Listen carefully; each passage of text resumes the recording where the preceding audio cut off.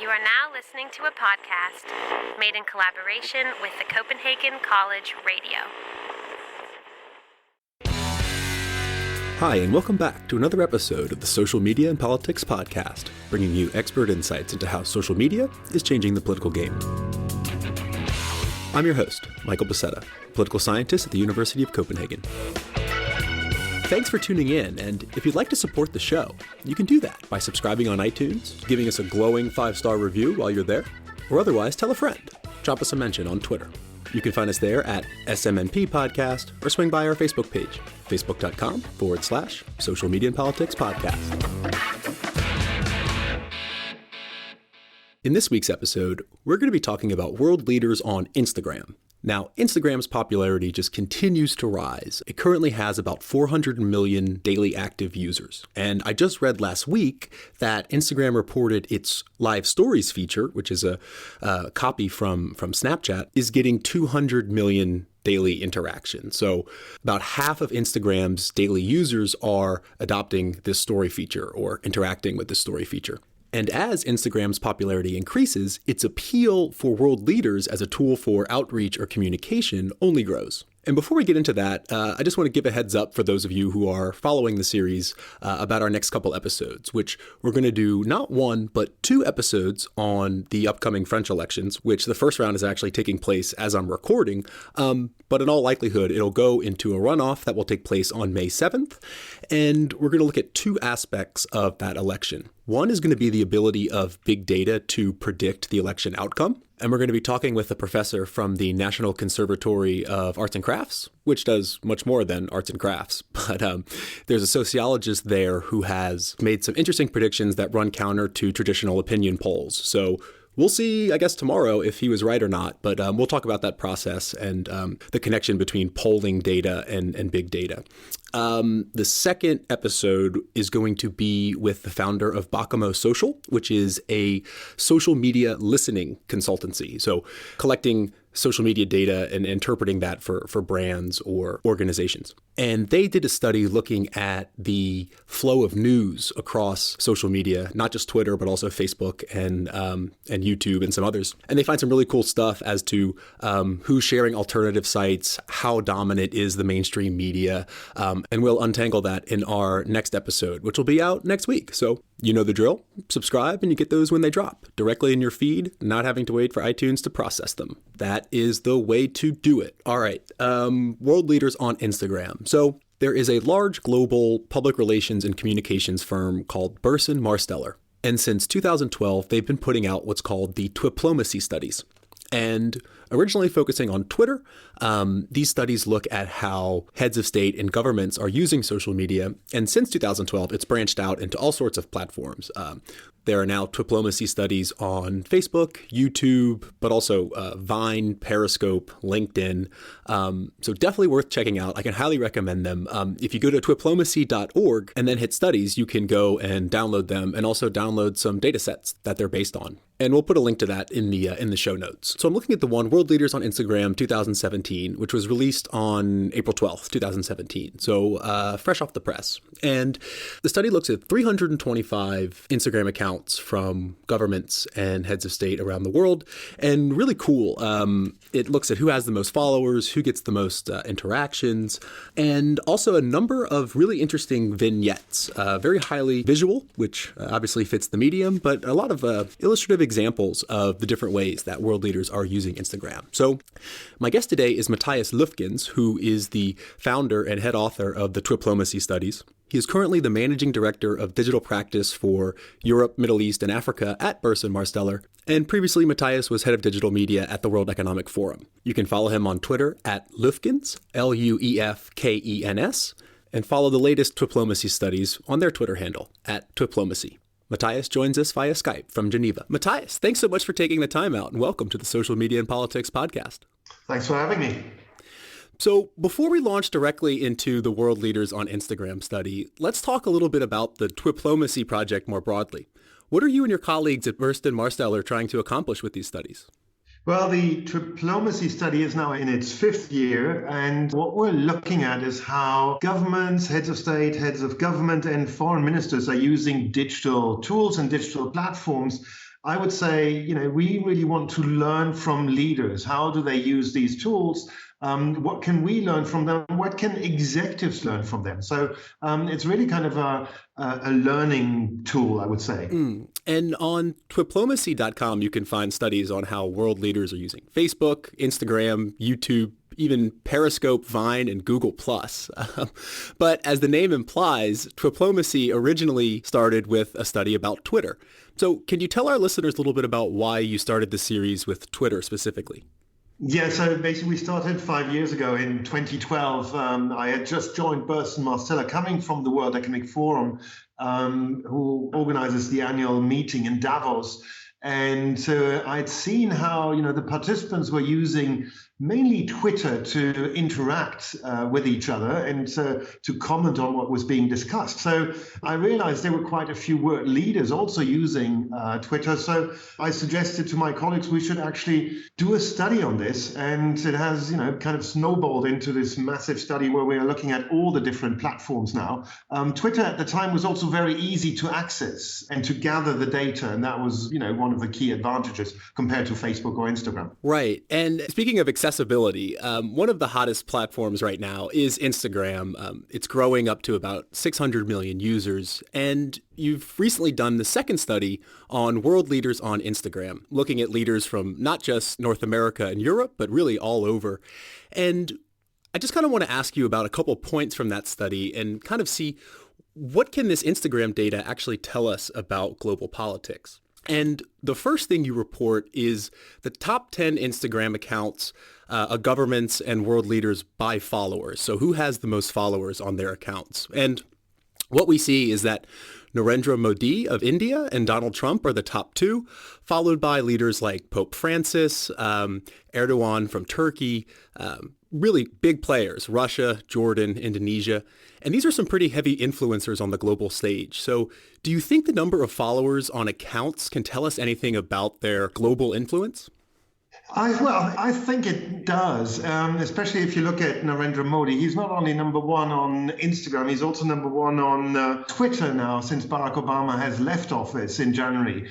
So it does really show that he is very, very influential on social media. Of course, he is helped by the population of India. People are getting online more and more, and massive population helps, of course. In the US, the adoption of social media tools, Instagram, Facebook, and Twitter, the country has been leading that, and also the government under Barack Obama. He was the first to set up a Twitter account back in 2007, and that's 10 years ago. So, obviously the big players kind of benefit from big populations. And then you have Pope Francis. He is such a global leader. It's no surprise that he is in third position with 3.7 million followers on his Instagram account. And then you have the president of Indonesia. Once again, it's the population which really has helped him grow his account. And his account is growing massively, even as we speak. And then Queen Rania of Jordan, she was an early adopter of social media channels. She was on Twitter back in 2007, as was the Prime Minister of Russia, Dmitry Medvedev. He started on Twitter and then he went over to Instagram. So that kind of explains the size of those accounts. So do you think that there's a kind of trend of being an early adopter on Twitter and carrying over into Instagram? Like, are these world leaders kind of social media savvy that spreads across multiple platforms?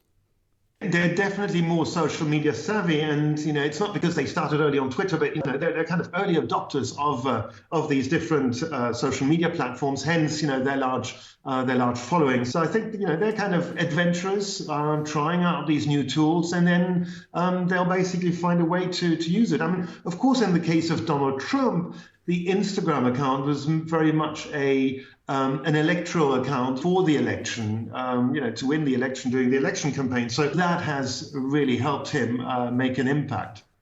Right, which was also something I found quite interesting in the study, which was you collected, 325 Instagram accounts, and about 1/3 of those became dormant or weren't active, and that seemed to be correlated with their use for election campaigns. Can you talk a little bit about that?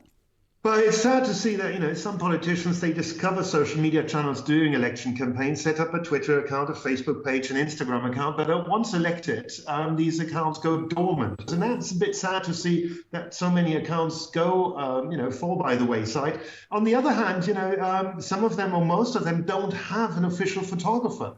Somebody who can actually post, the pictures on the account. And, the examples I always give is that of Barack Obama. He had the official White House photographer was Pete Souza, who has become, an Instagram celebrity in his own right, and who was really following Barack Obama 12 hours a day and really chronicling and documenting visually life at the White House. But not many world leaders actually have an official photographer or somebody who will follow their leader during the day. So that's very often why these accounts are discontinued. Yeah, it brings me to an interesting thing that's been talked a lot about in terms of social media and political communication, which is the concept of authenticity, where Instagram kind of has this reputation for being a place for artistic shots or, showing off your skills. But on the other hand, there's this sort of idea that social media allows politicians to be more authentic. So how do you think that works? Do you think world leaders need a professional photographer, or should they use it to be more authentic? Or is there differences across the platforms into where being official is necessary and where being authentic might be more conducive to engagement, for example? Yeah, I mean, I know what you mean. And there are very, very few world leaders who actually manage the Instagram account themselves. Most of them have somebody, a social media team, doing it for them, and then basically sharing the official pictures. And I don't blame them. I mean, these people have to run countries. I don't expect them to be on all these different social media platforms personally. So for me, there's no problem by having a photographer who will actually post the pictures for the world leader. But what I'm hoping the photographer will do is sharing inspirational pictures or pictures from different angles, not necessarily just the handshake pictures that you see on so many accounts. The German Chancellor Angela Merkel, Bundeskanzlerin, is really interesting because her photographers will actually share pictures from unusual angles of her meetings and really chronicling her activity. Not every day, but these pictures I find them really interesting. And it comes really to what you expect from Instagram, artistic pictures, but not everybody uses Instagram in the same way. And I would say there's no right or wrong way. If you look at Donald Trump, for example, he uses Instagram on his real Donald Trump account to share screenshots of his tweets. Already the tweets get massive interaction on Twitter. Now he's actually sharing a picture of the tweets on Instagram. Now, I'm not saying that is a good or bad thing. It's just, a different way to use Instagram. Personally, I would prefer more behind the scenes pictures, but, everybody can kind of use these tools as they want to. And that's what we see with world leaders. Right. And there's a whole segment on the study that's devoted to selfies, which are not really something that a professional photographer can do, except that some of the world leaders are making it kind of innovative selfies, or weefies, as you call them. Can you talk a little bit about that? Yeah, so I personally love selfies because I've seen so many handshake pictures or pictures of meetings, that I think it's actually great, when the leader takes the mobile phone into their own hands and shooting that selfie. And, we have a couple of selfie stars, I should say, namely the Prime Minister of Australia, Malcolm Turnbull, is now really taking selfies whenever he meets other foreign leaders, but also the Prime Minister of Malaysia, Najib Razak. He has, shot selfies with the Indian Prime Minister Narendra Modi, with King Salman of Saudi Arabia and Barack Obama, etc. So I really like it because, it's really personal. That they've shot these selfies themselves. And for me, it's just more interesting than a handshake picture that an official photographer would take. On the other hand, they also use selfies or weefies to engage their audiences when they speak. For example, Mauricio Macri, the president of Argentina, takes selfies with a large crowd behind him, and so you're actually in the picture. That was shot by the president, and also the Prime Minister of Singapore, Prime Minister Lee, now uses a selfie stick and a 360 camera to get everybody in. And I think this is really fun and really engaging because there's the world leader taking a picture. It's a selfie, it's a Wi-Fi. It really engages people, and it's just fun. I think it's great to see them post selfies, and this is not new. I mean, they've been taking selfies for a couple of years now. Yeah, and I was thinking, what is the significance of the selfie? I mean, what can the selfie actually tell us? Obviously, it's a way to show that leaders have met, but I think there's something more to it, which is you might have a handshake between two world leaders, but I think the selfie is a kind of projection of good relations. I mean, you might have Donald Trump and Vladimir Putin shaking hands, but I don't think they're going to be in a selfie together. Do you think that's sort of communication aspect to it? You're absolutely right. I mean, there's one thing about selfies, to get several people or two people in the picture, you have to really, move together. And when we see the selfies between, let's say, the Canadian Prime Minister Justin Trudeau and Argentinian President Mauricio Macri, you really know that, they've moved together. They're very close. And in that way, you're absolutely right. A selfie really brings these world leaders closer together. Yeah, I think it's really interesting, and for some reason, Instagram seems to be sort of very conducive to selfies. But what I want to ask you about, and we've touched a little bit on it, is engagement. And this is an interesting metric that you include in the study. As we talked about, the Prime Minister of India is going to have a huge following, maybe because of his population, but you also account for the interaction rate, which is essentially the number of comments and likes that a post gets scaled to the number of followers that the person had. And one of the things I thought was interesting is that when you look at the interaction rates, while many of the same leaders appear in terms of who had the most followers, when you look at the interaction rates, Erdogan from Turkey is the highest, followed by the Ayatollah of Iran. And do you think there's a correlation between high interaction rates and either religious devotion or authoritarian regimes? Like, they really seem to drive up more engagement than those leaders in democracies. No, it's hard to say. I mean, interaction rates, sometimes, we've seen very high interaction rates on very small accounts, of course, because they haven't posted much. But, one or two pictures really drove the interactions up. The president of Turkey, Recep Tayyip Erdogan, has an interaction rate of 9.6%. That is very, very high.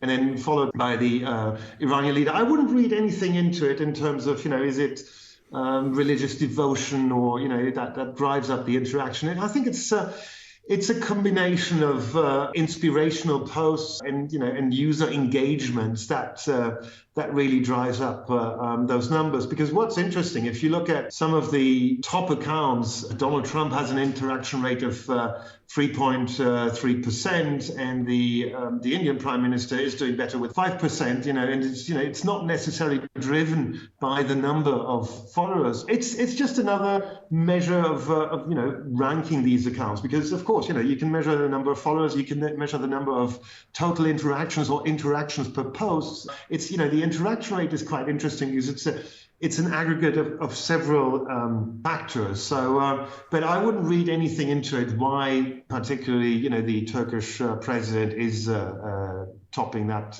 ranking there. Right, and I think it's especially hard to read into when Instagram is such a sort of global, as most social networks, is a global phenomenon where a lot of followers from Donald Trump might not necessarily be supporters or even Americans, whereas I would think in Turkey, most people who follow Erdogan are probably supporters. Or how do you think that works in terms of the following dynamic? I mean, do you think a lot of people are following these world leaders out of interest, or is it the politically interested?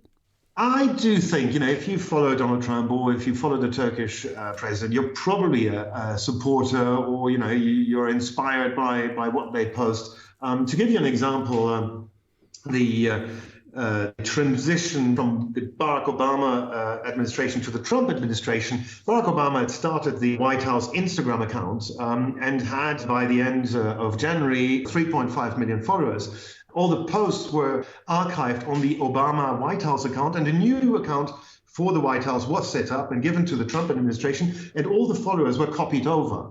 And what's quite interesting to see is that the new White House account has now lost over 100,000 followers. Why is that? Because, well, Barack Obama supporters will no longer want to follow the Trump White House. And at the same time, the archived account of the Obama White House has seen its followers increased by 100,000 followers since January. So you definitely do follow people you want to support. And unfortunately, we couldn't get data on where the followers are coming from. I do believe, though, the large majority of followers for these different world leaders come from their respective countries. The exception is probably Queen Rania of Jordan, because she has almost more followers on Instagram than the country has a population. She really has a bigger reach beyond her country, on Instagram. But in general, I think it's really kind of the supporters, the citizens of your country who will follow you. Yeah, and I was curious. I know this isn't part of the study, but looking at the comments to these posts, did you get any kind of sense about what these comments were about, just from kind of looking at the data? Because there's been some studies I know from Sweden that have looked at engaging with these posts during elections, and they don't find that they're very political. Do you find that trend, or do you find that it's a forum for engagement? Well, unfortunately, we didn't look at all the comments, kind of to gather them is very, very complicated. Mm-hmm. But, the comments in general are very divisive, but they're quickly hidden on Instagram. You'll see probably the top 5 comments, and then most of the others, are kind of below the fold. You won't see them easily. For example, the posts of Donald Trump do get comments from his followers, but also from his detractors. And one thing is interesting is the photo on the Donald Trump's White House account, on the new account, is a picture of an empty Oval Office with 2 chairs in front of the chimney there. And, basically his detractors saying, oh, this is great to see the White House without Donald Trump. Right. So, the comments are very, very divisive, but they're quickly hidden in the maelstrom of comments that these big accounts get. Yeah, that's an interesting way that the architecture of this platform sort of maybe isn't the most conducive for political debate, but also picking up on the kind of digital architecture of Instagram is that they've recently released the Stories feature, which is very similar to Snapchat Stories. And this is something that you also include in the study. So what's interesting about these stories in terms of how world leaders are using them on Instagram? Well, world leaders have started to use these stories, which disappear after 24 hours. It's kind of a rough canvas where you can basically shoot pictures, shoot videos, and then basically decide if you want to keep one of these and post them as an Instagram post, or just let them disappear after 24 hours. And we've seen quite a few world leaders using these stories, namely the Mexican president, really chronicling his activities when he's visiting the country, or also the Argentinian president, Mauricio Macri. He has actually I would call it a Snapchat reporter as his official photographer by his side all day long, chronicling his activity. And then, they're sharing these same pictures now on Instagram stories. And you basically, you watch these stories like you would watch a video. So you have a still shot, and then you have a video and a still shot. So it's quite interesting. And the beauty is it's really kind of, it doesn't have to be professionally produced. It is filmed on a mobile phone, on a mobile device. And then you can basically choose the video extract that really sums it all up, and then you can post that as the Instagram post. So it's quite interesting to see how they use these stories. And also what you can do is if you build the story, with different elements, you can write on on the pictures, just like on Snapchat. And then you can actually share a link at the end and, tell people, swipe up to click through to our website. And I think this is quite interesting. And more world leaders will use this. They will also use the live feature, and live video on Instagram disappears right after the broadcast. So, you will get alerted that the person you follow is live. If you're not watching this live broadcast right now, you won't see it again, and that is quite interesting. But luckily, you can save this broadcast to your mobile device, and then you decide to edit. Clip one key sentence from this from the live broadcast, from the press conference, and then share that as an Instagram video. So it's new tools. These platforms evolve constantly, and world leaders have adopted these tools. As you can see, that the Foreign Ministry of Kuwait live from Kuwait, or the Albanian Foreign Ministry live from a press conference. So it's quite interesting, but very, very hard to track, because there are no metrics, at least no publicly available metrics, where you can see who was live when and what these people shared. Right. And I think it's particularly in terms of this Instagram live video and alerting is very conducive also for supporters in the country or in the region because of time zone differences. If you're an American, it's maybe difficult to capture a live video from the European Parliament because of the time zone difference. So in that sense, it sort of supports this engaging with your local population more than outside. Yeah.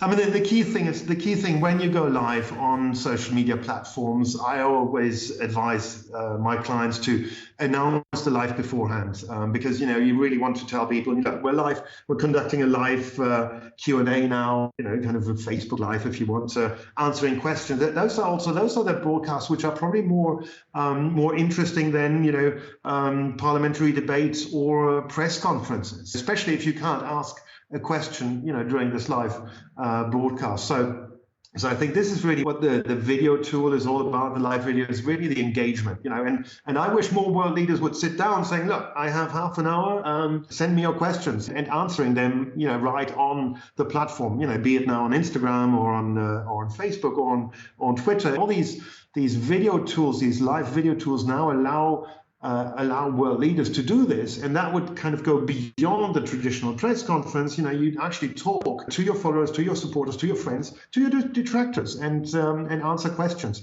And I think that's still something that world leaders have to learn, is just to conduct more of these Q&A sessions. The former Prime Minister of Italy did every now and then here. He basically sat down for Facebook Live interviews, taking questions, from his fans. And it leads me to something I wanted to ask you about the diplomacy studies more broadly. And my question is, who is the audience for these studies? Because it seems that you kind of give advice saying that, remember, you can't shoot an Instagram live holding the phone horizontally, for example, or you say that it can take some time to prepare Instagram stories if you want to have them scripted and released at the same time. So are you trying to kind of provide a best practices manual in a slight way to world leaders, or is this more for kind of a general public to be aware of what are the best ways to use these features?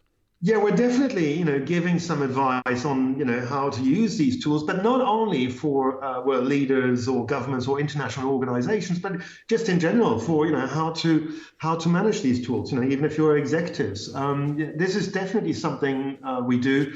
The diplomacy study, and mainly the Twitter account, has allowed us to be in contact with quite a number of heads of state and governments. 170 are actually following the diplomacy account, and we're kind of using Twitter's direct messaging tool to get in touch with them. We've created private groups on Facebook, and it's really kind of a great tool to share that knowledge, and then basically share that with our clients. So it's definitely helping master this new digital world. Yeah, super interesting. And we have quite a few academics listening who I think would be kind of chomping at the bit to take up some of these cases for studies. So I wanted to ask you about the methodology.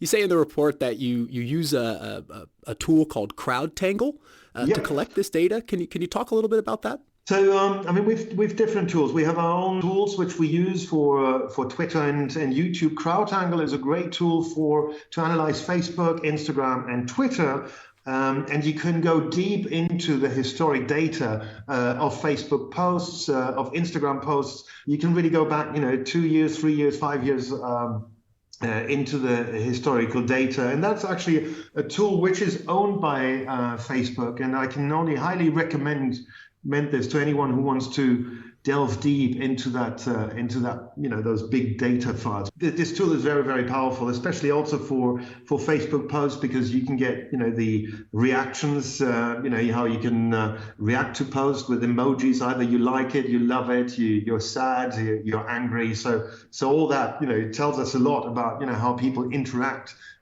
with that content on the different platforms.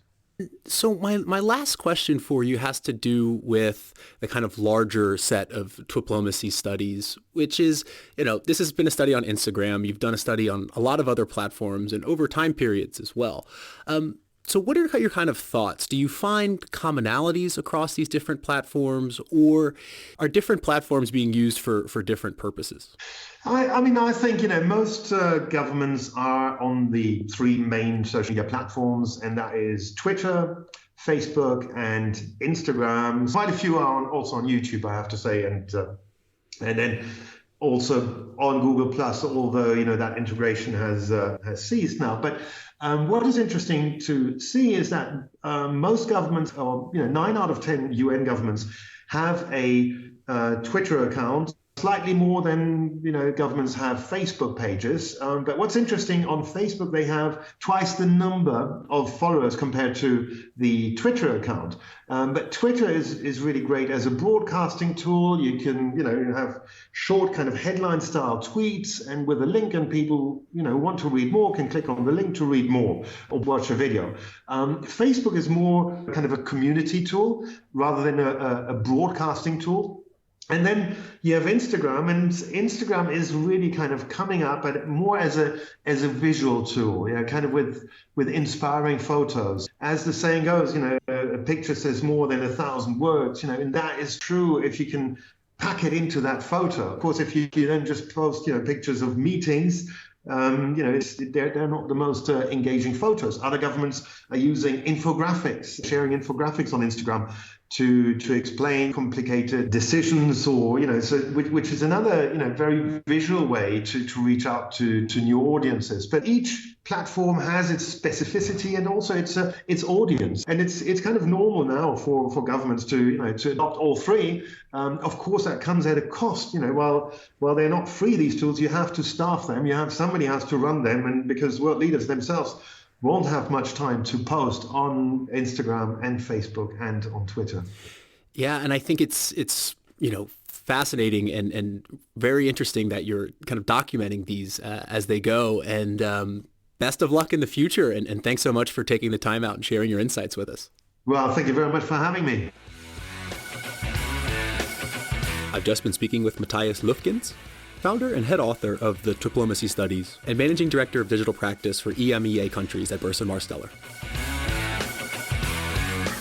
And that's all the time we have for this episode of the Social Media and Politics podcast. Make sure to tune in again next week, where we're going to be talking about the French elections. And as always, if there's a topic that interests you that you'd like us to do a show about, just drop us a line on Twitter at SMNP Podcast. Thanks again for tuning in to another episode of the Social Media and Politics podcast. I'm your host, Michael Becerra, signing off from Copenhagen. See you next time.